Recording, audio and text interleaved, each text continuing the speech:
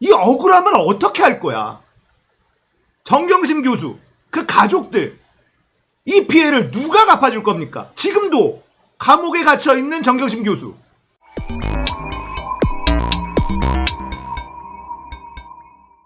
안녕하세요. 딱딱한 뉴스를 쉽고 재밌게 풀어드리는 시사건건 홀수영입니다.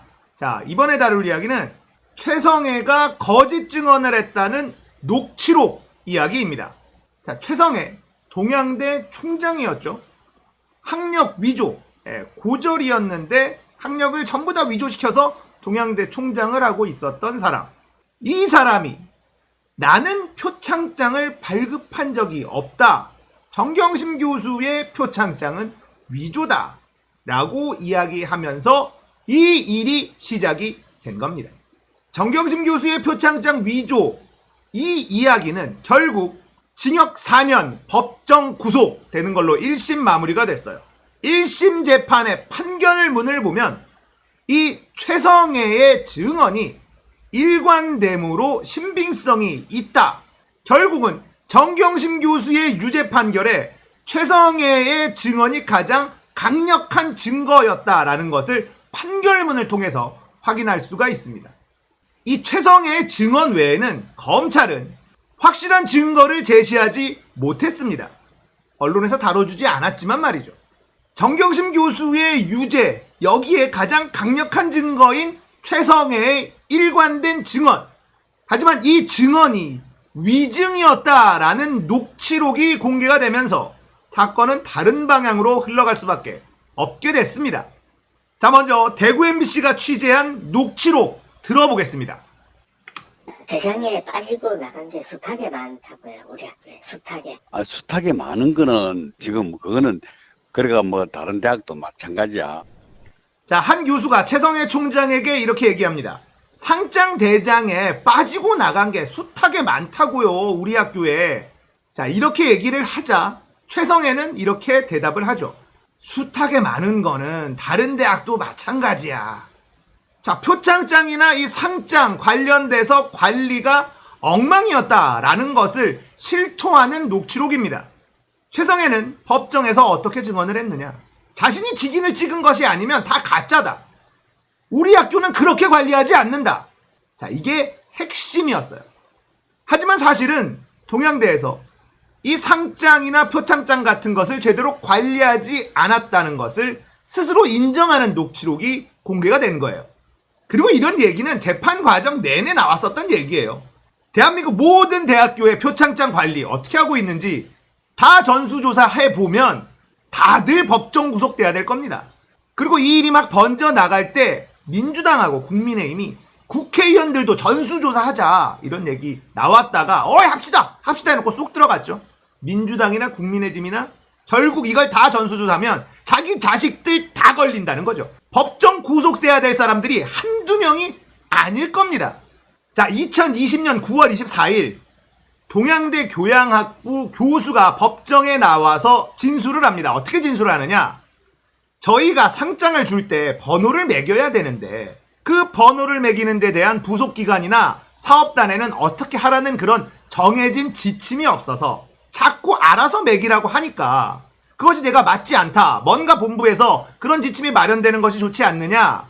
그렇게 해서 제가 달라고 하였고 본부에서는 그냥 알아서 하라고 했다. 자, 이런 법정 증언이 나온 바 있습니다. 한마디로 뭐냐. 그 당시까지만 해도 동양대학교에서는 표창장이나 상장 이런 양식이 뭐가 중요하냐. 그냥 알아서 줘라. 번호 매기고 이런 것들도 그냥 알아서 해라. 중요하지 않다. 이렇게 관리하고 있었다는 전 동양대 교수의 법정 진술이 있었어요. 하지만 임정엽 재판부는 이 진술을 받아들이지 않았다는 겁니다. 자, 그리고 정경심 교수가 기소된 날 이 상장 대장을 소각했다는 사실도 드러납니다. 이 녹취록도 들어보겠습니다. 근데 뭐 어차피 우리 학교 대장 뭐 다 불태웠다면서요. 말도 안 돼. 대장 그거는 뭐 한국 보존을 해야 되는데 그래 대장 찍면서 대장 소각하는 놈이 그냥 소각을 해갖고 지금 이렇게 힘들게 만들고 있잖아. 자, 상장 대장이라는 게 존재하긴 했는데 이걸 정경심 교수가 기소된 날 소각시켜버렸다. 자, 이 얘기는 어떻게 이해할 수 있을까요? 이 상장대장을 법정에 제출을 하게 되면 개판으로 관리됐었다는 것이 뽀록이 나니까 그냥 다 태워버린 겁니다. 그래야 자신이 직인을 찍지 않은 건 모두 가짜 상장이다라는 자신의 증언이 신빙성을 얻을 수 있기 때문이죠. 자, 이번 녹취록 공개는 엄청나게 큰 건이에요. 그런데 언론은 여전히 다루지 않고 있습니다. 1심 임정엽 재판부가 정경심 교수에게 4년 선고를 때리고 법정 구속을 시켰던 가장 강력한 증거, 바로 최성애의 일관되고 신빙성 있는 진술, 이게 깨지는 거거든요. 일관되지도 않고 그렇기 때문에 신빙성도 없다, 이런 결론이 나오게 되는 그런 사건인데 언론은 너무나 조용합니다. 이 억울함을 어떻게 할 거야? 정경심 교수, 그 가족들, 이 피해를 누가 갚아줄 겁니까? 지금도 감옥에 갇혀있는 정경심 교수, 이들의 공작에 온 나라가 놀아났고 국민들을 가지고 논 것 아닙니까? 검찰과 언론, 사법부가 대한민국의 주권자인, 주인인 국민들을 가지고 논 이 행위를 용서할 수가 없는데 여전히 언론은 쉬쉬하고 있죠.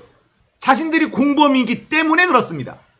여전히 언론들은 나라가 망해라 망해라 저주의 구판을 열심히 벌이고 있는 중이에요. 아스트라제네카 백신이 안전하지 않다, 혈전 생긴다, 맞으면 안 된다, 왜 아스트라제네카만 자꾸 맞으라고 하느냐, 화이자 백신 내놔라, 화이자 백신 내놔라 이러더니 화이자 백신 계약했습니다 이러니까 화이자 백신 쇼크 온다 이러고 앉아있어요. 그리고 이제는 국민들이 선택해서 맞을 수 있게 해줘라 이러면서 또 갈등을 조장합니다.